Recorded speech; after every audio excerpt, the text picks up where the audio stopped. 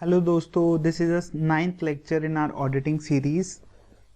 Previous lectures में हम ये सारे टॉपिक्स अपने कवर कर चुके हैं। अब हमारे इस लेक्चर में छोटे छोटे दो टॉपिक्स हैं, ये हम आज इस लेक्चर में ख़त्म कर देंगे। Audit of एनपीओज।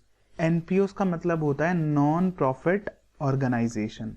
Non profit organisation so basically वो ऑर्गेनाइजेशन होते हैं कि जिनका मेन मोटिव प्रॉफिट अर्निंग नहीं होता बल्कि सोशली कुछ काम करना होता है।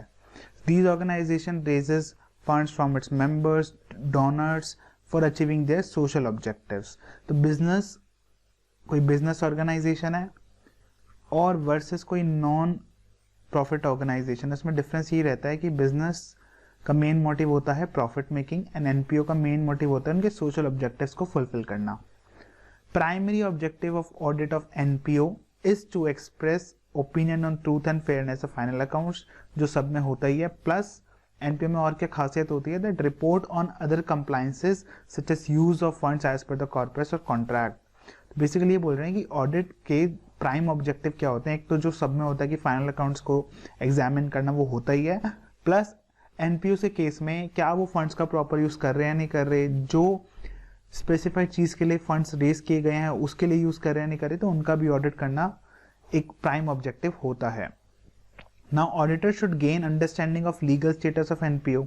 अब देखो, एनपीओ का कोई भी स्टेटस हो सकता है। वो एक सोसाइटी फॉर्म हो सकती है, वो एक ट्रस्ट हो सकती है, या वो कोई section 25 under the companies act वो रजिस्टर्ड हो सकती है। तो उसका कौन सा लीगल स्टेटस है वो जानना जरूरी है ऑडिटर के लिए, और उस पर कौन से लॉज वगैरह उस पर एप्लीकेबल है, कौन सा ट्रस्ट डीड है, कौन सा मेमोरेंडम ऑफ एसोसिएशन, या उसके मेमोरेंडम ऑफ एसोसिएशन में क्या क्या मेंशन है। तो ये सब समझना before starting the auditing auditor के लिए ज़रूरी है। Auditor should develop of detailed audit programme, उसको डेवलप करना है, covering examination of all material item, receipt, payment, revenue, expenses, income and liabilities.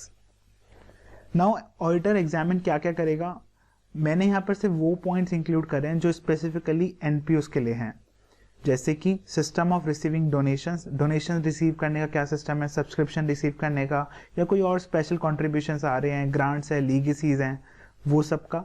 Then purchases of various items like medicine, clothes, consumables, consumption, storage के जो भी items वो purchase कर रहे हैं उसका प्रोसेस जानना, उसको एग्जामिन करना। सारे इनकम एक्सपेंडिचर, कैश बुक वगैरह मेंशन एग्जामिन करना। Membership fees, receipts, charity programmes, application of funds for the general administration, वो सब एग्जामिन करना। And lastly funds should be used as per the terms and conditions of donors. So ये सारा एनपीओज के case में audit किया जाता है। Now audit of charitable educational institutions. अब ऑडिटर को चैरिटेबल एजुकेशनल इंस्टीट्यूशन है जिनका मेन काम बच्चों को पढ़ाना है चैरिटी पर्पसेस के लिए, उस केस में ऑडिटर किस किस चीज़ों को ध्यान में रखेगा। सबसे पहले वो इंस्पेक्ट करेगा ट्रस्ट डीड, एनुअल अकाउंट्स और मैनेजमेंट की क्या क्या फाइनेंशियल पावर्स हैं। Then study minutes of meeting, जो भी मैनेजमेंट है उसकी जो मीटिंग्स हो रही हैं, कमेटी की मीटिंग्स हो रही हैं, उसकी मिनट्स ऑफ मीटिंग को स्टडी करेगा और देखेगा कि जो उसमें रेजोल्यूशन अडॉप्ट किए जा रहे हैं क्या उसको प्रॉपरली इंप्लीमेंट या इफेक्ट किया जा रहा है या नहीं। एग्जामिन रिसीट ऑफ डोनेशंस, जो डोनेशन रिसीव हो रही है उसकी रिसीट्स को चेक करेगा, एडमिशन फीस को चेक करेगा उसके काउंटर फॉइल्स के साथ, एंड कंफर्म दैट अमाउंट जो है वो कैपिटल फंड में गया है नहीं गया। देखो कैपिटल फंड क्या होता है, हमने अपने 11th या 12th क्लास में जो हम एनपीओ चैप्टर पढ़ते हैं उसमें हम पढ़ते हैं कि एनपीओ केस में कैपिटल नहीं होता, कैपिटल नहीं होता बल्कि कैपिटल के बजाय capital fund in balance sheet में शो किया जाता है। सो कैपिटल फंड में सारे उनके जो डोनेशंस उनको रिसीव होते हैं फॉर द स्पेसिफिक पर्पसेस वो ऐड किया जाता है। तो यहाँ पर ऑडिटर चेक करेगा कि जो डोनेशंस आ रहे हैं, एडमिशन फीस आ रही हैं, उनको काउंटर फॉइल के साथ प्लस उसको कैपिटल फंड में एडिक्वेटली ऐड किया गया है या नहीं। Then fees recovered should be verified with the register of students, जो भी स्टूडेंट्स हैं उनकी लिस्ट के साथ उनकी फीस जो उनसे रिकवर की गई है, ऐसा हो सकता है कि कुछ परसेंटेज ऑफ फीस स्टूडेंट से रिकवर की जा रही हो, तो वो एग्जामिन करना। Then proper authorities for free enrolment, और जो भी रिड्यूस फीस पे या फ्री एनरोलमेंट बच्चों का कर रहे हैं वो प्रॉपर अथॉरिटीज़ कर रहे हैं या नहीं कर रहे हैं। Inquire into the system of recording extra charges, जो भी स्टूडेंट से एक्स्ट्रा चार्ज लिया जा रहा है जैसे एग्जामिनेशन फी होता है और बहुत सारे एक्स्ट्रा चार्जेस लिए जाते हैं, उनका प्रॉपर इंक्वायरी करना। Then examine grants from government, अगर कोई गवर्नमेंट से ग्रांट रिसीव हो रहा है तो उनका प्रॉपर एग्जामिन करना, वो ग्रांट्स कहाँ जा रहे हैं, कैसे यूज़ हो रहे हैं, प्लस कब मिल रहे हैं, वो सब का ध्यान रखना। सो चैरिटेबल एजुकेशनल इंस्टीट्यूशंस के ये सारे पॉइंट्स ऑडिटर को ध्यान में रखने हैं।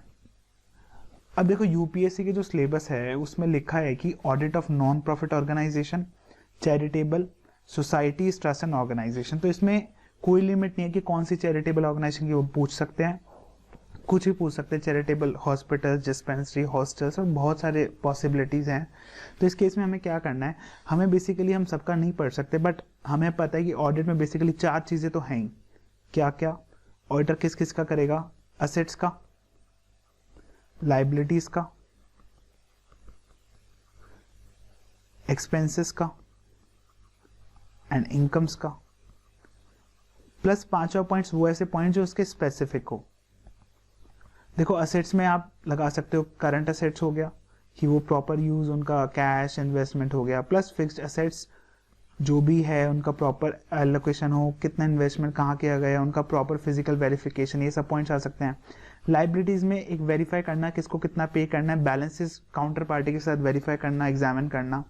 एक्सपेंसेस में जितने भी एक्सपेंस हैं उनके काउंटर फॉइल्स के साथ उनको चेक करना, plus at the same time ये चेक करना कि वो एक्सपेंसेस डिजायर्ड हैं, नहीं फालतू का कोई एक्सपेंस नहीं है वो सब। इनकम्स में हम ये देख सकते हैं जो भी इनकम आ रही है वो जेन्युइन जो सोर्स है उससे आ रही है, उनके काउंटर फॉइल के साथ, उनकी रिसीट्स के साथ उनको चेक कर सकते हैं। इनकम सही जगह क्रेडिट हुई है नहीं वो सब चेक कर सकते हैं। तो ये सारे पॉइंट्स तो कॉमन आप लिख सकते हैं, प्लस जो स्पेसिफिक पॉइंट्स है जैसे हॉस्पिटल के रिगार्डिंग, एजुकेशन से भी हमने डिस्कस किया, तो जो बच्चों का फीस है वो सब विद रिस्पेक्ट टू ऑर्गेनाइजेशन आप लिख सकते हैं। सो इस तरह से आप अपना आंसर फ्रेम कर सकते हैं। सो ये वाला हमारे टॉपिक खत्म हो गए हैं। सो नेक्स्ट वीडियो में हम अपना लास्ट टॉपिक ऑडिटिंग के सिलेबस का इन्वेस्टिगेशन डिस्कस करेंगे। And if you like this video please subscribe to our channel 1% daily. और आप अगर हमसे टेलीग्राम पे जुड़ना चाहें तो आप एक गूगल लेंस की मदद से आप QR स्कैन कर सकते हैं, या फिर इस टेलीग्राम ऐप पे आप डेली लर्नर्स क्लब को सर्च कर सकते हैं। Thank you so much.